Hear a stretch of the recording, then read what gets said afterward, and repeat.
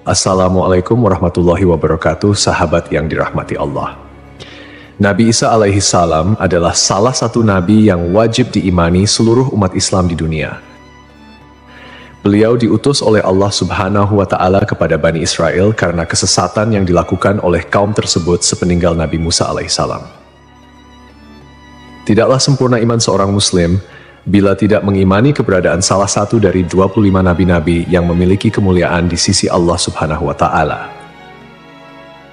Pada akhir zaman, Nabi Isa alaihi salam akan kembali turun ke bumi untuk membunuh Dajjal, musuh umat Muslim yang paling ditakuti karena kehebatan fitnahnya. Nabi Isa akan datang kembali ke muka bumi demi menegakkan kebenaran serta memberi petunjuk jalan menuju keselamatan. Selain itu, ia juga membawa misi penting untuk membunuh Dajjal. Dajjal akan menyebarkan fitnah, kemudian berusaha menyesatkan umat manusia agar jauh dari jalan Allah. Tipu dayanya amatlah dahsyat sehingga yang baik akan terlihat buruk.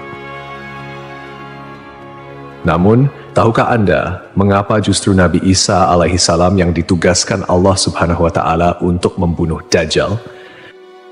Mengapa bukan Nabi Muhammad Shallallahu Alaihi Wasallam yang secara syariat sebagai junjungan seluruh umat Muslim di dunia? Sejatinya, hanya Allah SWT yang tahu alasan mengapa mengutus Nabi Isa untuk membunuh Dajjal. Tapi sebelum lanjut, jangan lupa klik tombol subscribe, like, komen, dan lonceng notifikasi sahabat untuk mendukung channel ini agar terus menyiarkan syiar Islam. Serta silakan tulis harapan sahabat di kolom komentar.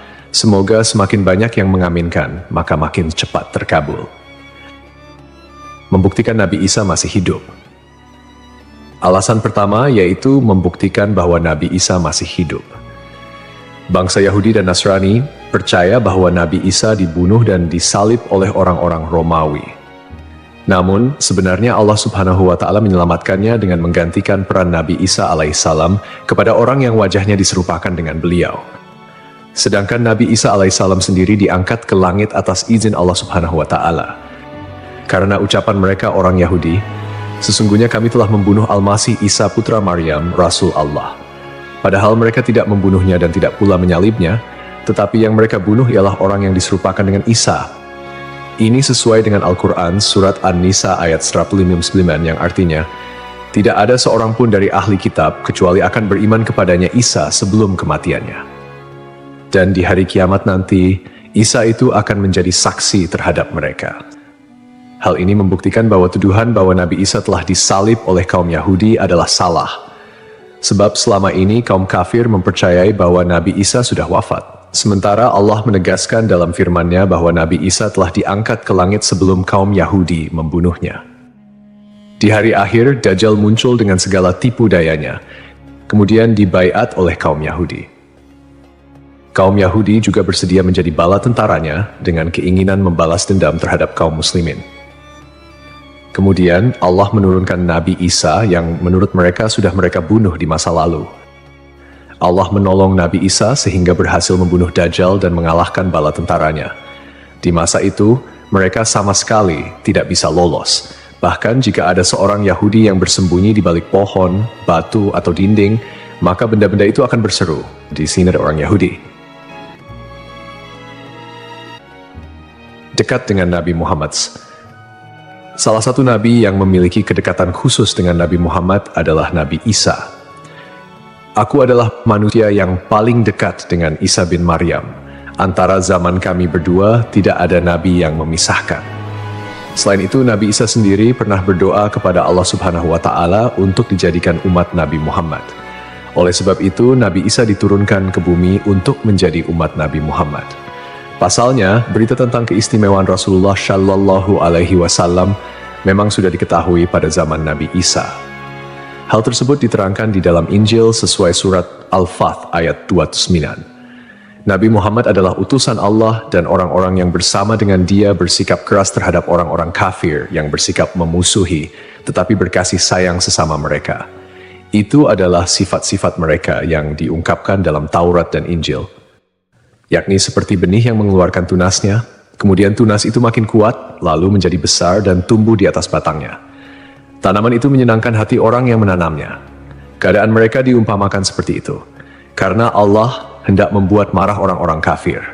Allah menjanjikan kepada orang-orang yang beriman dan mengerjakan kebajikan di antara mereka ampunan dan pahala yang besar.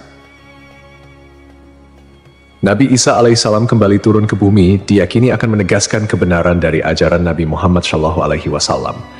Tidak bisa dipungkiri bahwa saat ini banyak umat Nabi Isa yang tidak menerima ajaran Nabi Muhammad SAW.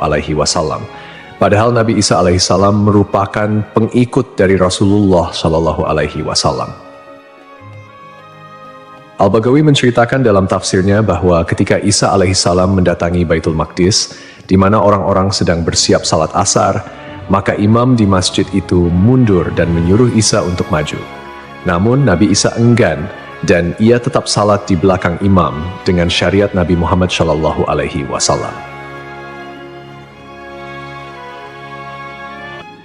Menjalankan kewajiban jihad. Menjalankan kewajiban jihad sebagai kaum muslimin adalah tugas yang penting. Maka Nabi Isa diturunkan ke bumi untuk menjadi umat Nabi Muhammad. Keistimewaan Nabi Muhammad memang sudah diketahui sejak masa Nabi Isa dan diterangkan di dalam Injil sesuai surat Al-Fath ayat 29, yang artinya, Muhammad adalah utusan Allah dan orang-orang yang bersama dengan dia bersikap keras terhadap orang-orang kafir, tetapi berkasih sayang sesama mereka. Kamu melihat mereka ruku dan sujud mencari karunia Allah dan keridhaannya. Pada wajah mereka tampak tanda-tanda bekas sujud. Demikianlah sifat-sifat mereka yang diungkap Taurat dan sifat-sifat mereka yang diungkapkan dalam Injil. Saat Nabi Isa turun ke bumi, Dajjal sudah berada di tengah masyarakat dan memperdaya manusia. Sebagai kaum muslimin, Nabi Isa berkewajiban untuk berjihad melawan Dajjal dan bala tentaranya. Menjalankan kewajiban jihad. Allah Subhanahu wa Ta'ala memilih Nabi Isa alaihissalam untuk membunuh Dajjal sebagai bentuk penegasan terhadap kebenaran agama Islam. Sebagian umat Nabi Isa masih belum menerima ajaran Nabi Muhammad dan masih memandang Nabi Isa sebagai anak Allah Subhanahu wa Ta'ala, walaupun Nabi Isa sendiri menolak klaim tersebut. Nabi Isa sebagai nabi yang jarak paling dekat dengan Nabi Muhammad. Keduanya merupakan tokoh yang unik dalam perjalanan kenabian. Tidak ada nabi yang diutus oleh Allah Subhanahu wa Ta'ala di antara masa hidup Nabi Isa dan Nabi Muhammad. Oleh karena itu, Allah Subhanahu wa Ta'ala mengutus Nabi Isa untuk membunuh Dajjal dan menghapus seluruh agama selain Islam. Tujuannya agar umat Nabi Isa menyadari kesesatan pandangan mereka dan beriman kepada Allah Subhanahu wa Ta'ala serta Nabi Muhammad sebagai nabi terakhir. Tindakan ini juga menggambarkan bahwa agama Islam adalah agama yang benar dan sempurna, mengintegrasikan ajaran-ajaran para nabi dari sebelumnya. Agama Islam sebagai agama rahmatan lil alamin yang membawa kedamaian, keadilan, dan kesejahteraan bagi seluruh makhluk.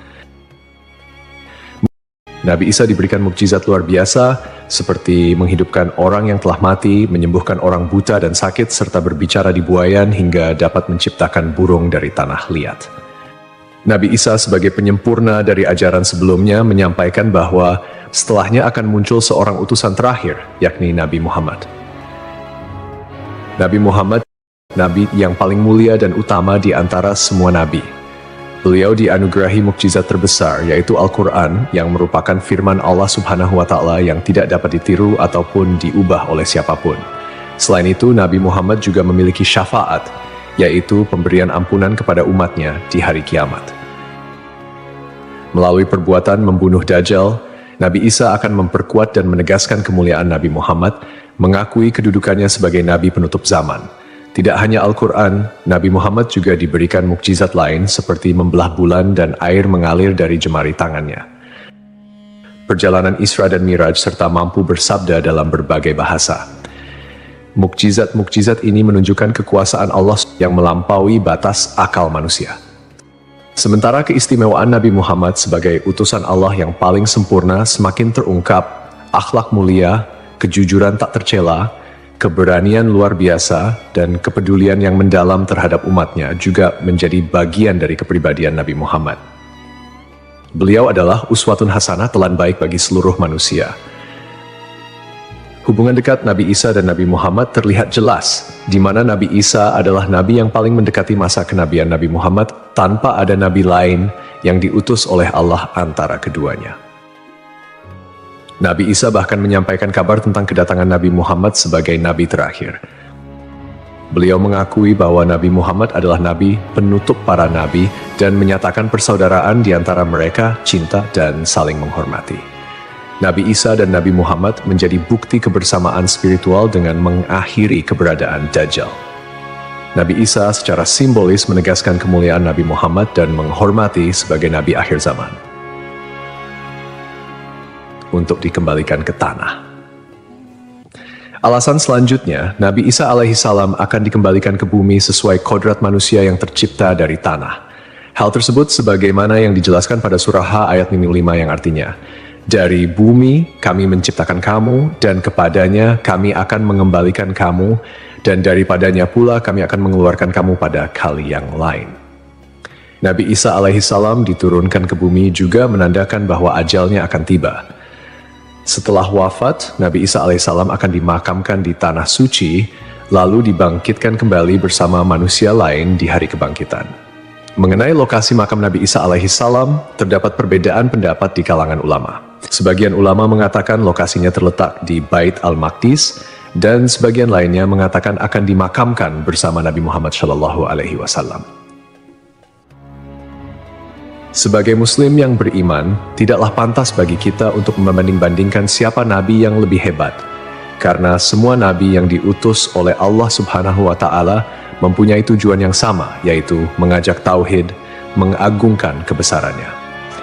Nabi Isa alaihissalam selain ditugaskan Allah Subhanahu wa Ta'ala untuk membunuh Dajjal pada akhir zaman, ternyata beliau juga akan memiliki tugas dan maksud tertentu yang pada intinya adalah menegaskan ajaran yang dibawa oleh Nabi Muhammad SAW kepada seluruh manusia yang ada di dunia.